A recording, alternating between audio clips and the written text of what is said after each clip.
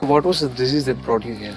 Last July, actually, I was experiencing very severe pain on the left leg, and I couldn't manage myself for sleeping, sitting, standing, nothing. You couldn't even move. I was actually incapacitated to do anything. So I approached two allopathy doctors I have consulted, one general physician and one orthopedic specialist. Okay. Both prescribed some medicine, and I took it for 2-3 days. There was no relief. The pain was still continuing, and I was suffering very much. So I reported here at the Sri Krishna Hospital and met Dr. Vijit. He examined me, and in the initial stage he advised me to take the X-ray. And after examining the X-ray, he recommended to take the scan of the vertebra. He advised me to get admitted in the hospital. That is desirable, and that will be helpful for quick relief of the ailments. So, what were the treatments like? The treatment, the internal medicines were there. Okay. At the same time, external treatment, so many treatments were there. Labor, that is one process. And another thing is that using thylum, they will massage the entire body. And kiri, that is another thing, with the hot that kiri is there. Then another treatment is called Vasti. Vasti, there is another process. The internal medicines as well as the several other forms of treatments were being How long were you administered. Here? Pardon? How long were you? I was here for almost 45 days. I was admitted here. And after some 10 days, after 1 week or 1.5 weeks, actually I got relieved from the severe pain, and I could walk, I could sleep, and I was very comfortable. I can manage everything. I can drive vehicle. Okay. Normal life.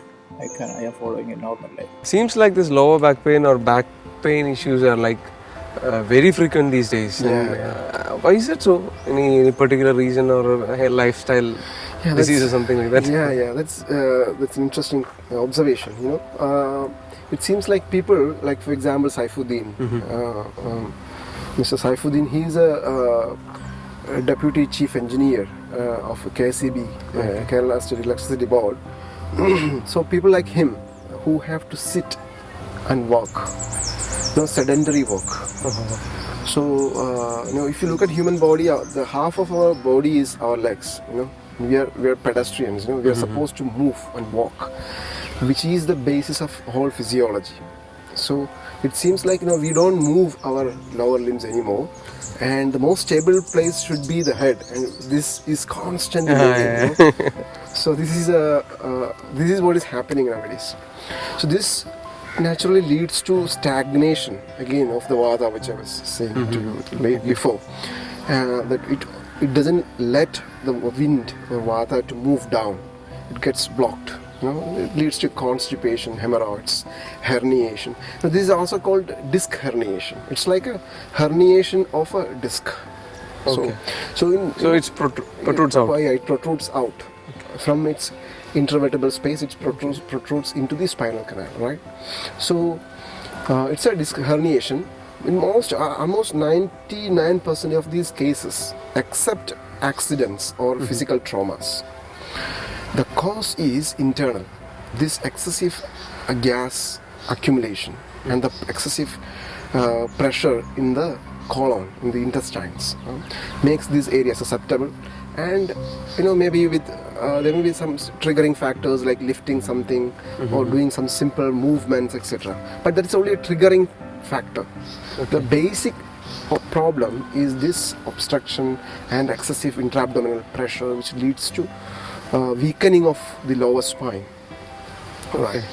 So in all these cases, again, reversal of vata, doing vastis or giving some medicines to induce purgation and loose bowels and clearing the intestines, etc. We do to reduce the the pressure inside the abdomen in the intervertebral space.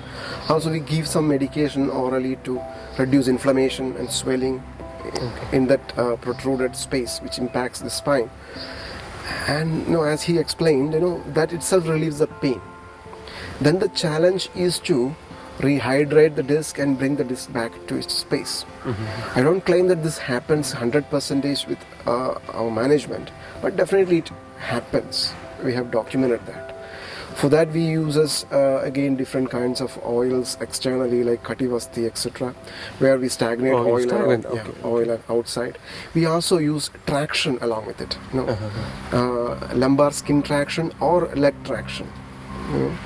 Around 10% of the body weight we divide and give it on both sides as traction. Sometimes up to 23 hours a day. We might give traction, in severe cases, in extreme cases. Seems like he was here for 45 days or something. Yeah. So it's we start with very simple management. He was not able to sit, stand. He was not able to lie down in the first days. So first of all, we again stabilize the patient. I come back to that statement. We stabilize the patient, make sure that he has normal sleep, normal bowels, normal appetite. Then we start purifying the body. In this case, excessive vata was there. We take it out. Then we, put the things, improperly placed structures together. Try to keep that, and then we stabilize it. Giving specific bandaging techniques and applying some layapams or plasters externally, etc. It stabilizes the soft tissues or muscles and ligaments around the spine, and advises them a specific diet. Especially, avoiding tubers, potatoes, etc., and also legumes and lentils, which produces gas. Avoiding cold things, avoiding cold showers. So we give them a specific diet and regimen, and also later. What is this cold bath and these related things, to this? Yeah, because usually cold creates spasm. It produces a constriction in the body. Heat dilates and cold constricts. So you can see they have the tendency of muscle spasms or contractive nerve impulses, etc. in this condition. Or in our terminology, we will say cold increases the vata, the wind, right? So we always prefer hot in terms of food and also in terms of bath, in terms of weather. This is why in cold climate, like in rainy season, it got aggravated. This he specifically mentioned it was a monsoon, right, where it aggravates because of the cold. So these are the things, and then we give them some specific exercises, some yoga exercises to keep them. To give abdominal muscle strength, core strength, and also to strengthen the spine and paraspinal tissues. And then we withdraw the treatment slowly, and they almost come back to normal life. See, like he has said that he has stopped all medicines, but is that necessary that he should continue with this yoga and things? Yeah, especially for some, maybe 1 year. We would still restrict him to avoid lifting weights, especially when for the next monsoon he has to be extremely careful. So until that, it is very good that the people continue some exercises, avoid gas formation, and avoid excessive sitting, and mobilize the body. Walking is a very good exercise. So this would be good to prevent further problems as well.